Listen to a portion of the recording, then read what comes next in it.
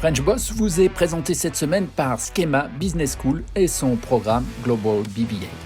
Le Global BBA, Bachelors of Business Administration, est une voie qui détonne dans le catalogue des programmes Schema. Après le lycée, ce programme en 4 ans, basé à Raleigh, en Caroline du Nord, permet aux étudiants de suivre une formation imprégnée d'international et d'expériences multiculturelles. Le diplôme est reconnu partout dans le monde, possible 100% en anglais, et offre aux étudiants la possibilité d'accéder au marché de l'emploi rapidement, sereinement et à l'international.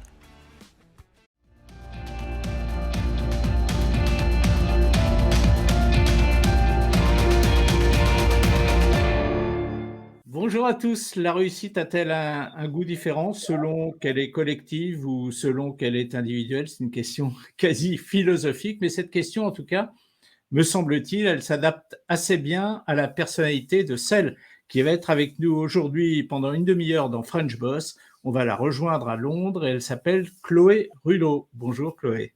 Bonjour Eric. Alors, on reparlera de cette introduction, on verra si elle correspond effectivement à votre personnage, du moins cette question. Et puis, tiens, peut-être qu'à la fin, on vous demandera justement d'y répondre. Est-ce que la réussite individuelle est plus belle que la réussite collective, vu que vous avez connu les deux? Auparavant, vous êtes à Londres, Oui. on le voit derrière moi. J'aimerais savoir ce qu'a représenté cette ville, Chloé, dans votre vie professionnelle. Elle est très importante. Vous avez fait une grande partie de votre vie professionnelle à Londres. Alors oui, exactement. Ça a été une ville très importante. Ça a été une ville très importante pour moi. Alors moi, j'ai commencé ma carrière en Espagne. Je suis française, hein, bien sûr, comme on peut l'entendre, mais j'ai commencé ma carrière en Espagne, qui pour moi a été un pays aussi très important, qui a eu un gros impact et qui m'a surtout donné cette dimension internationale dans mon travail. Et puis, je suis rentrée à Paris, où c'était aussi une ville très importante, puisque c'est la ville où j'ai grandi. Donc là, j'avais quand même tous mes repères. C'était peut-être même plus confortable. Et puis Londres, j'y suis allée pour mon mari, qui a été muté à Londres. Et ça a été une aventure qu'on a faite à deux, ensemble, enfin en famille. Et c'est vrai que ça a été quelque chose de très important. La dimension, je dirais que l'approche anglo-saxonne des choses est un petit peu plus, peut-être plus, parfois plus dynamique que l'approche plus française. Ce qui a été pour nous, je pense que pour nous, les Français expatriés, c'est génial d'avoir justement cette opportunité de mélanger les deux cultures, notre savoir-faire français, qui est quand même très, très important, notre art de vivre, et cette façon de donner une dynamique business anglo-saxonne. Donc, ça fait un bon mélange. Chloé, vous êtes à Londres depuis quelques années et justement, la ville de Londres, elle est importante pour vous dans la mesure où vous êtes dans l'immobilier, vous passez votre temps à la parcourir, cette ville de Londres, vous la connaissez mieux que personne et pourquoi est-ce que vous êtes obligé d'une certaine manière de la revendre, de la vendre, cette ville de Londres, hein? Oui, oui, oui, oui, tout à fait. C'est une ville, alors c'est une ville qui est très agréable à vivre, évidemment. C'est une ville qui est très étendue. C'est une ville qui se compose de micro-villes, en fait, dans la ville. Et c'est vrai que c'est une ville où il règne une atmosphère parfois très différente d'un quartier à l'autre. Il y a des quartiers beaucoup plus résidentiels, évidemment il y a des quartiers plus business comme la City, et puis des quartiers où on a beaucoup de maisons, d'autres quartiers où c'est beaucoup d'appartements, d'autres quartiers qui sont faits pour sortir. Tout ça donne une ambiance, des quartiers où il y a plus d'étrangers, des quartiers où il y a plus d'anglais. Donc c'est vraiment une ville très cosmopolite.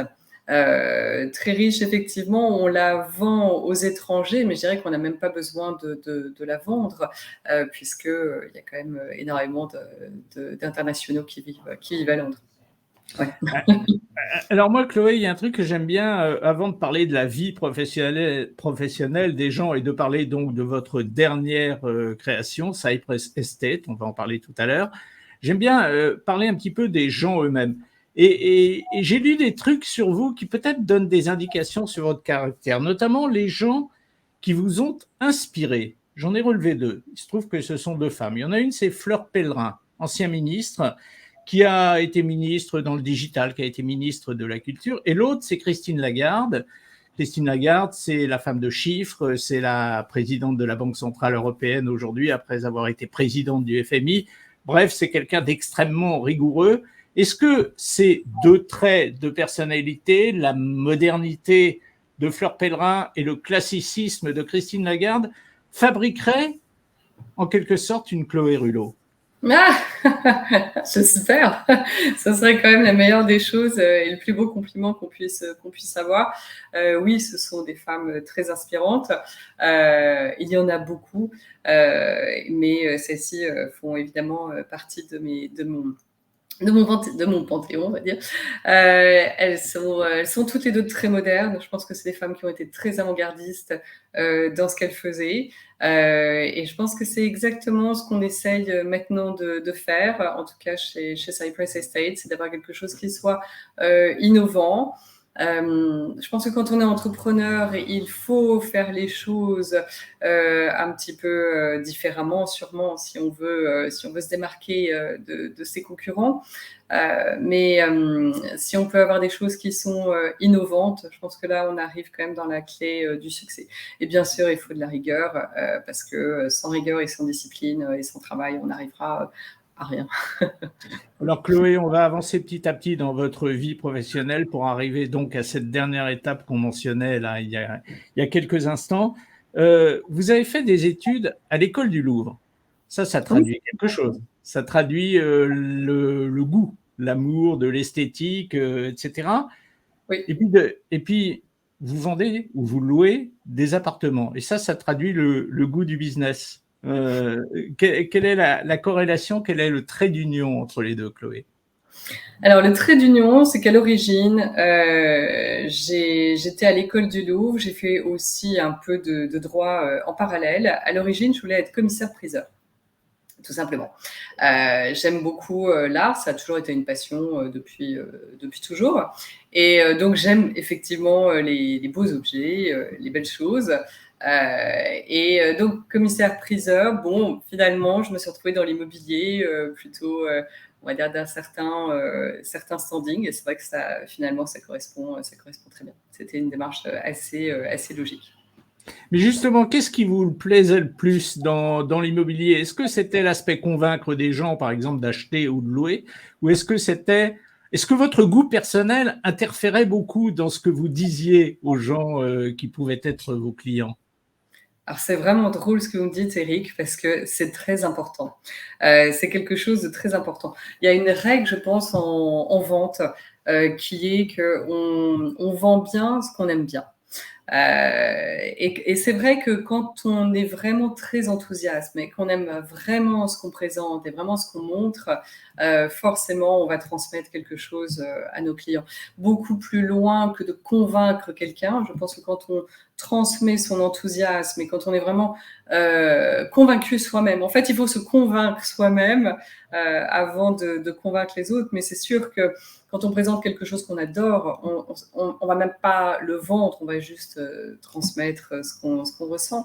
Donc, mais c'est drôle parce que quand j'étais plus jeune, je pense qu'après il y a beaucoup d'étapes dans la vie. Quand j'étais beaucoup plus jeune, pour moi, ce qui était très important, c'était justement de convaincre. Alors peut-être parce que quand on est plus jeune, on a un besoin plus réel de s'affirmer. Et puis à l'âge que j'ai maintenant, évidemment, bon, je me suis déjà affirmée, donc je suis plus dans le convaincre. Mais en revanche, j'ai toujours aimé effectivement montrer de belles choses. C'est vrai que c'est quand on a accès, quand on a 20 ans et qu'on a accès à des magnifiques hôtels particuliers avec des cours d'honneur à Paris, c'est des choses très belles. On est presque dans des choses du patrimoine français. Donc ouais, c'était intéressant. Ouais, mais alors justement, Chloé, je me fais un peu l'avocat du diable, hein, est-ce que ça se heurte pas au business? C'est un petit peu réducteur si finalement vous ne proposez à la clientèle, que ce soit en location ou en vente, que des choses que vous aimez bien. C'est forcément un peu réducteur, non? Ce serait difficile. Mais en fait, j'ai un goût très éclectique. Ah ouais. Ça tombe bien. Je dirais, non, non, non, non, écoutez, non, j'aime beaucoup ce que j'ai en principe, et c'est vrai que j'ai la chance de pouvoir présenter certainement que des choses que j'aime. Après, ça dépend aussi du regard qu'on a sur les choses. On peut voir aussi de la beauté dans toutes choses, des choses qu'on aime, des choses qui font écho à ce qu'on aime. C'est vrai que j'ai rarement des choses que je n'aime pas en vente. Voilà. Vous êtes à Londres, c'est un choix. On sait depuis longtemps d'ailleurs que l'immobilier est très cher à Londres. Londres, comme l'ensemble du monde, a traversé la crise du Covid, mais elle avait traversé avant la crise du Brexit. Comment la femme, agence immobilière, à l'époque vous étiez salarié de chez Barnes quand tout ça s'est passé, comment vous avez traversé tout ça? Je vous dirai une phrase que vous avez dit à un moment et je vous demanderai si vous aviez vu la vérité ou est-ce que ou pas. Mais comment vous avez traversé tout ça, Chloé? Écoutez, ça a été, je crois que c'était quelque chose qui s'est vraiment fait au jour le jour, avec une vision sur du long terme. Voilà. On travaillait au jour le jour parce que on était fermé et puis après on avait le droit de rouvrir, mais tout était fermé. Enfin, ça a été un petit peu comme tout le monde. Il fallait réagir, s'adapter très vite. Et réagir vite. C'est vrai que quand je suis arrivée à Londres, donc c'était il y a 9 ans, je suis arrivée à un moment où le marché était très dynamique. Le marché immobilier les prix avaient atteint des prix, enfin c'était indécent, il faut quand même le dire.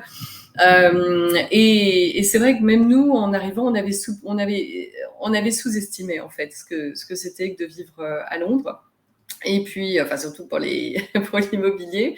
Et puis après, bah, on se rend compte que c'est un marché qui est qui peut tourner, qui peut changer assez rapidement.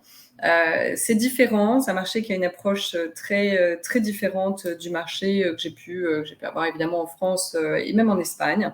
Ici, c'est différent puisque on n'utilise pas vraiment de crédit relais. Donc en fait, c'est soit on vend pas. Voilà. Donc, et pour vendre, voilà. Et pour vendre, bah, on met en vente.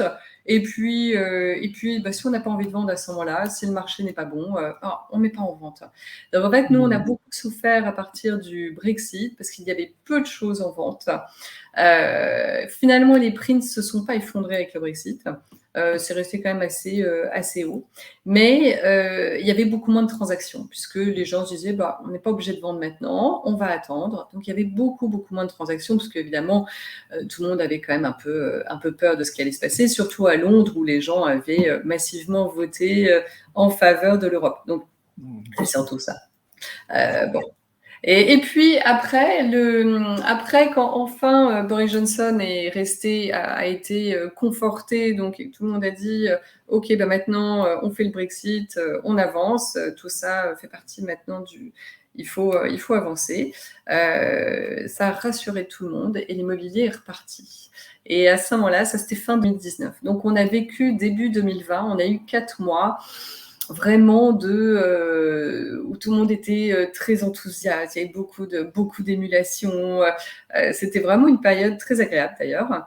Et puis donc ça c'est le moment où moi j'étais chez Barnes, donc on a vécu tout ça, on voyait les gens revenir, enfin c'était fou ce qui se passait à ce moment-là.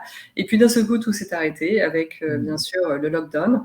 Et là tout était fermé et puis on a eu un lockdown qui a duré très longtemps. Et puis finalement, on se disait bon, qu'est-ce que ça va donner au jour le jour. Voilà, on a une vente qui arrive, génial. La première vente, c'était en plein lockdown, donc on s'est dit ça redonne un peu d'énergie et de se dire bon, tout n'est pas complètement cuit. C'est bon, c'est pas la fin du monde. Et puis on avance. Mais je crois qu'il faut rester très positif. Et dynamique dans ces cas-là. Et afin de préparer justement l'après, parce qu'il y aura toujours un après de toute façon. Donc, ouais, voilà. Et Chloé, vous l'étiez positive et dynamique en janvier 2020, où vous avez dit, je l'ai lu quelque part ou entendu, je ne sais plus, que la mauvaise passe de Londres serait de courte durée. Ouais. Alors Écoutez, c'est très drôle parce que effectivement, sans avoir évidemment, parce que je n'ai pas de boule de cristal, mais finalement, oui, c'est ça. C'est-à-dire qu'on est dans le marché anglo-saxon peut prendre 10-15% en un an, reperdre 5% l'année d'après, prendre 20% l'année d'après. C'est quand même, c'est très rapide. Voilà, les choses évoluent très rapidement. Finalement, 2020 a été plutôt une bonne année, comparée aux années qui avaient été plus difficiles, les années du Brexit, donc de 2016 à fin 2019. Finalement, 2021 a été une bonne année, tout le monde l'a dit. Et cette année, en 2022, c'est une année qui est très dynamique. Donc là, en ce moment, on est dans un marché un petit peu différent, c'est-à-dire que la vente, c'est très actif, donc beaucoup de gens choisissent de mettre en vente maintenant en se disant bon, c'est un bon moment. C'est vrai qu'on sait que les taux d'intérêt, évidemment, vont remonter, ils sont en train de remonter, donc forcément, c'est toujours un moteur où on se dit bon, il vaut mieux acheter maintenant que dans 6 mois ou dans un an, avec tout ce que ça peut entraîner. Et puis, à côté de ça, on a le marché de la location. Qui était un marché très très dynamique pendant le Brexit, puisque comme les gens n'achetaient pas, forcément les gens louaient. Comme ils ne savaient pas s'ils allaient rester à Londres ou partir, donc ils étaient en location. Et aujourd'hui, le marché de la location est un marché qui est très actif, mais où il n'y a pas grand-chose, il y a beaucoup moins de choses à vendre. Donc on a maintenant des listes d'attente pour pouvoir trouver, mais de tout, des appartements, des maisons familiales, des choses de toutes sortes. Ouais. Mais je vais Voilà. vous poser une question idiote, Chloé, mais qu'est-ce qui est pour la femme que vous êtes, donc agent immobilier, j'appelle ça comme ça. Si le terme n'est pas celui-là, vous me le direz, hein, n'hésitez Ouais, pas. tout à fait. Qu'est-ce qui est le plus rémunérateur? Est-ce que c'est de vendre ou est-ce que c'est de louer? C'est idiot comme question, hein, j'imagine, mais c'est vrai que je me la pose. Alors, ça dépend du pays où on est, ça dépend de la ville où on est. Voilà. Mais pour vous, évidemment. Pour moi, ici à Londres, les deux sont intéressants. C'est vrai qu'on va gagner. On va je suis très consensuelle. C'est ça aussi. Non, alors, en vente, forcément, on a des commissions qui sont plus importantes. Et puis, on est dans une ville où le marché est fluide, où les gens peuvent. Ici, le turnover, en général, il est tous les 4 ans. Donc, oui, en vente, il se passe beaucoup de choses. Donc, forcément, c'est toujours plus rémunérateur. Alors, ensuite, il faut savoir que la location, ici, les gens sont prêts parfois à mettre même des sommes assez intéressantes en location, qui correspondent vraiment à des commissions de vente et de bonnes ventes. Donc, je dirais que la location permet aussi d'avoir peut-être un fonds de commerce pour un agent immobilier. En tout cas, oui, il y a des agents ici qui ne font que de la location, des agences qui sont spécialisées, qui ne font uniquement de la location. Voilà.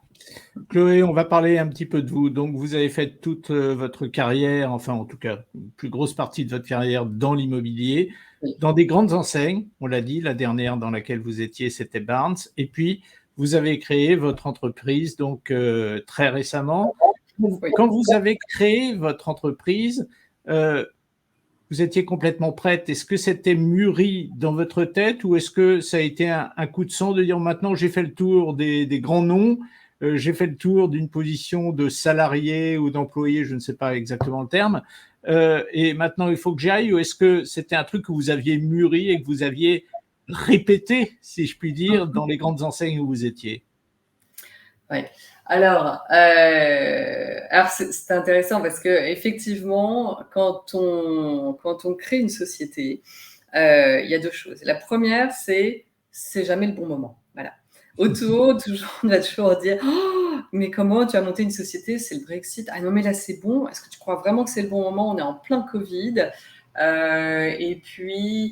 Et puis, en fait, voilà, c'est jamais le bon moment, mais en fait, non, en fait, c'est toujours le bon moment. C'est vrai que je ne montrerai pas, je suis pas quelqu'un qui va prendre des risques insensés, évidemment. Si c'est pas le bon moment, si on n'est pas prêt, il ne faut pas le faire. Effectivement, c'est un projet qui est mûrement réfléchi. et qui est parti de quelque chose que je sais faire en ayant suffisamment d'expérience aussi à Londres pour pouvoir le faire. Puisque l'idée, évidemment, c'est de pouvoir développer une société qui soit quelque chose d'un peu plus innovant, un peu différent. Oui, Chloé, vous venez un petit peu de répondre, mais c'était la question que je voulais vous poser. Est-ce que la liberté, justement, a été le premier moteur du fait que vous deveniez entrepreneur? Alors, oui et non. Non, pas forcément. J'aime bien, enfin, de la liberté. La liberté de donner son empreinte à quelque chose qu'on fait parce qu'on est convaincu en se disant, bah, ça fait 20 ans que je fais ça, je fais ce métier, je l'ai fait dans différents pays, j'ai vu ce qui pouvait marcher à certains endroits, ce qui ne marchait pas aussi, parce qu'il faut être aussi, il faut rester humble, il y a des choses qui marchent et des choses qui ne marchent pas. De pouvoir se dire, bon, voilà, je sais comment en tout cas je vais avancer, comment je vais mener ma barque, le fait d'avoir les mains totalement libres, ça c'est très important. Donc oui, ça c'est la liberté. Après, les horaires d'entrepreneur, c'est pas du tout des horaires de liberté parce que c'est un travail monstrueux à côté, on peut le dire. C'est sûr. Mais voilà, le jeu en vaut vraiment la chandelle. Donc oui, on est plus libre certainement dans ce qu'on fait.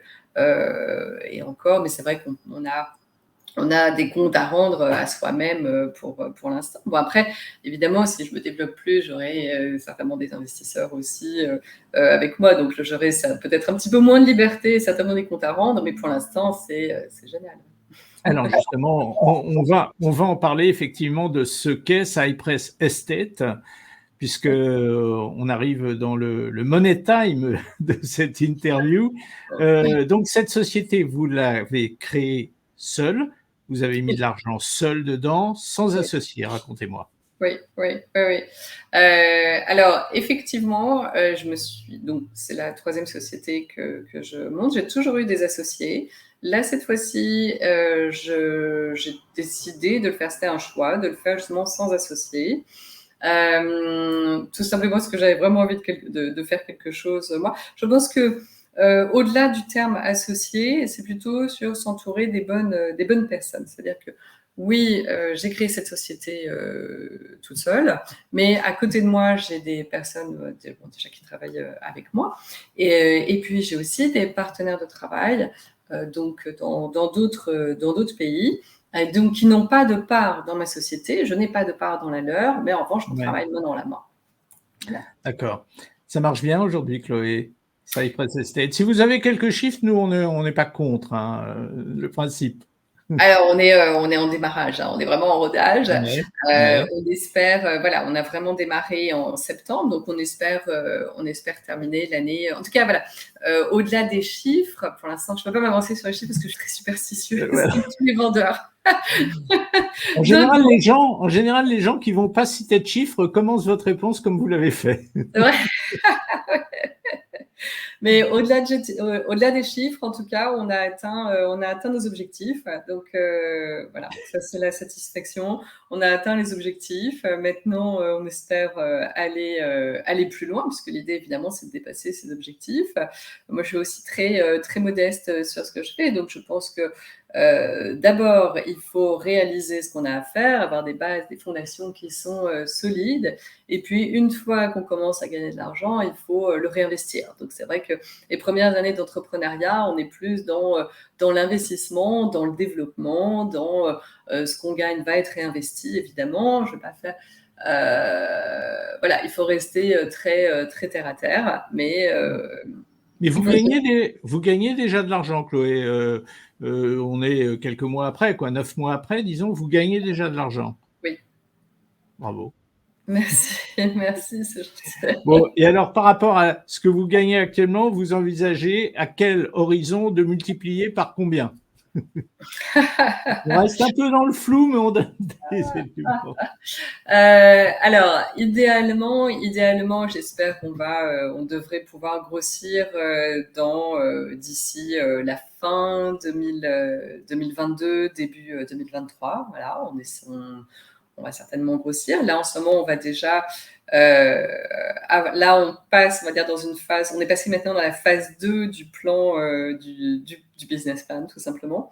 Donc là, on est dans la phase 2. On espère arriver d'ici début 2023 à la phase 3, qui serait donc de se développer plus.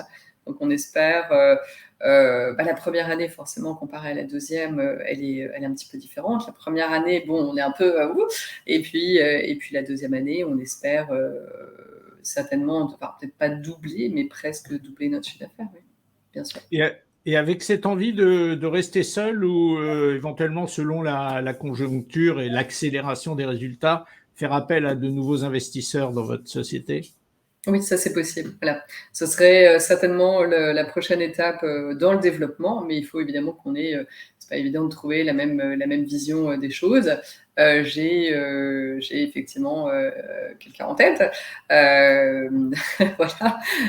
Mais effectivement, oui, c'est quelque chose où on espère pouvoir se développer et passer à une vitesse d'accélération, voilà.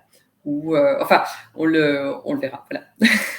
Est-ce qu'aujourd'hui vous êtes en concurrence avec les précédentes enseignes pour lesquelles vous avez travaillé? Vous avez parlé de Barnes, d'autres. Est-ce que vous êtes en concurrence véritablement? Oui et non, pas totalement. On fait pas tout à fait la même chose, au sens où moi aujourd'hui, en tant que jeune entrepreneur, je suis aussi dans une dynamique où je vais dans des quartiers très différents. Des quartiers, alors évidemment, je suis française, donc forcément, les Français seront toujours ma clientèle première. Et puis je connais quand même pas mal de Français et de par mon expérience professionnelle aussi, ça m'arrive de retrouver des clients ici qui viennent me voir, qui étaient des clients que j'ai eus parfois à Paris il y a 10 ans, il y a 15 ans. Donc oui, c'est assez sympa. Parfois, j'ai d'autres clients qui me donnent des choses qu'ils avaient parce qu'on a travaillé ensemble pendant parfois 10 ans. Donc, ils m'ont donné leur appartement à Paris, qui m'appellent, qui me disent oui, Chloé, vous faites plus, évidemment, vous n'êtes plus à Paris, mais et ça, c'est sympa. Ça fait partie des satisfactions qu'on peut avoir. C'est toujours de garder un lien fort avec nos anciens clients. Donc, oui, pardon, vous me dites. Non. Je voulais vous parler du fait que vous travaillez surtout dans la résidence secondaire. Vous me disiez que vous aviez beaucoup de Français dans votre portefeuille de clientèle. Les Français achètent des résidences secondaires à Londres, ou est-ce que les Français qui achètent à Londres, ce sont plus des résidences principales? Oui. Alors, la résidence secondaire, ça va vraiment être en dehors de l'Angleterre. À Londres, on va avoir 90% de nos clients en fait, beaucoup de personnes qui sont à Londres sont soit des Anglais. Moi, en fait, quasiment tous mes clients sont des internationaux. J'ai aussi des Français, évidemment. Donc, parfois, je dois être en concurrence, mais assez rarement avec les anciennes sociétés où j'étais, parce que moi, j'essaie vraiment de travailler. Je suis plus dans un milieu, en plus, international dans ma vie privée. Donc, en fait, on va dire, la plupart de mes clients sont soit anglais, soit internationaux. Donc, là, par exemple, hier, on a une vente qui vient juste de se faire hier, qui a été completion hier, avec un vendeur qui est anglais. Les acheteurs sont turcs. Et puis, la semaine dernière, on avait une autre vente qui a été faite avec un vendeur français cette fois-ci, et les acheteurs qui sont polonais. Et en fait, toutes ces personnes sont déjà des gens qui sont résidents à Londres, voire qui ont quasiment déjà le passeport aussi anglais. Donc des internationaux, mais qui sont depuis longtemps à Londres. Voilà, ça va être on va être plus dans cette clientèle. Après, on a évidemment les Français, qui sont des internationaux aussi. Et puis, après, on a 10% de personnes qui habitent en dehors de l'Angleterre. Et ces gens-là vont chercher à acheter soit un investissement, soit quelque chose qui va être aussi pour leurs enfants, parce qu'il y a quand même beaucoup d'étudiants à Londres. Même Brexit, pas Brexit, les gens viennent toujours étudier à Londres. Quand même, on a des très, très bonnes universités, très bonnes écoles. Donc, forcément, ça attire quand même des gens du monde entier. Donc, forcément, on a des gens qui cherchent à acheter. Donc, c'est un investissement. Ils vont loger leurs enfants et en même temps, ils font un investissement financier, puisque évidemment, à Londres, c'est toujours intéressant. Ça fait partie des valeurs sûres en immobilier. On se dit, bon, Londres, oui, Londres, c'est Londres. Et Londres, après le Brexit, a montré qu'elle restait toujours attractive. Et puis, qu'est-ce qu'on a encore? On a aussi les personnes à Londres, et puis les Anglais, parce que les Anglais aiment beaucoup voyager. Les Anglais sont quand même dans beaucoup de pays, ils voyagent beaucoup. Et donc, ils achètent aussi beaucoup de choses, alors notamment en France, forcément, ils achètent en Espagne, forcément. Donc, on est même au Maroc. Donc, voilà, on est plutôt au Portugal aussi, voilà, dans ce genre de résidence secondaire. Donc, ça, c'est vraiment quelque chose qu'on est en train de développer, qui fait partie de la phase 2 du business plan, on va dire, et qui est vraiment plus qu'en rodage maintenant, voilà. Chloé, il me reste, on a bien avancé là, il me reste deux questions à vous poser. La première, c'est qu'en préparant cette émission, j'ai vu une vidéo, une émission dans laquelle vous étiez invité en France, présentée par un journaliste français, et dans laquelle vous évoquiez un fonctionnement que j'ai pas très bien compris, qui repose sur le partage, d'après ce que j'ai compris. Vous avez un mode de fonctionnement particulier. Est-ce que vous êtes capable de l'expliquer en 45 secondes, 1 minute max? Alors ça, c'est un partenaire avec lequel je travaille, qui a une société que je trouve très intéressante, et qui d'ailleurs depuis les confinements fait vraiment sens. C'est de pouvoir acheter à entre 4 et 6 familles, d'acheter une résidence secondaire.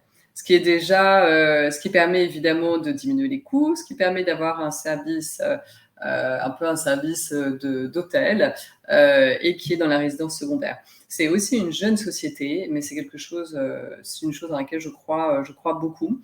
Mais ça, effectivement, c'est moins mon business, mais c'est un de mes partenaires, oui, bien sûr. En tout cas, c'est très novateur. Je vais vous poser la dernière question qui revient à ce que je vous disais au début. Vous m'avez dit que ça marchait, que vous aviez les plus grands espoirs donc pour Cypress Estate. Est-ce que la réussite, elle se savoure différemment du fait qu'elle est solitaire ou qu'elle est collective? Et en l'occurrence, je parle de la réussite solitaire que vous êtes en train de vivre, Chloé. Alors, elle n'est pas du tout solitaire. Elle est... Elle est solitaire pour le moment, puisque effectivement la société c'est la mienne, mais c'est vraiment c'est un travail d'équipe, puisqu'on a justement ces partenaires avec qui on travaille. Donc c'est vraiment une réussite. C'est un travail d'équipe, c'est un travail de partenariat. Sans mes partenaires, ce serait sûrement moins bien. Donc non, ça se savoure collectivement, et je pense que tout seul, 2 têtes valent mieux qu'une, 5 têtes valent mieux qu'une, et 10 têtes valent encore mieux qu'une, voilà. Mais il faut à condition que tout le monde amène, on va dire, sa pierre à l'édifice. Bravo. C'est une belle chute, Chloé. On a été content de nous entretenir avec vous aujourd'hui. Bonne chance pour la suite. Hein. Oui, merci. Merci Eric. Merci de m'avoir invité. C'était vraiment une joie de vous retrouver sur un autre plateau. Merci beaucoup Chloé, et bonne continuation. À bientôt. Merci beaucoup. À bientôt. Au revoir.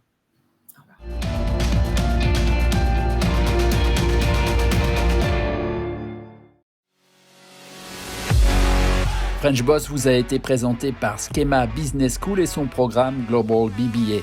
Le Global BBA est offert sur le campus américain de Schema, site à Raleigh en Caroline du Nord, où les étudiants ont l'opportunité d'obtenir un double diplôme en partenariat avec la prestigieuse North Carolina State University. Ils peuvent également passer 1 ou plusieurs semestres sur les autres campus de Schema au Brésil, en Chine, en France et en Afrique du Sud. Schema propose aussi de nombreux diplômes de master avec plus de 30 spécialisations offertes sur l'ensemble de ses campus. Prêt pour des études et une carrière à l'international? Postulez à Schema pour l'automne 2022 dès aujourd'hui.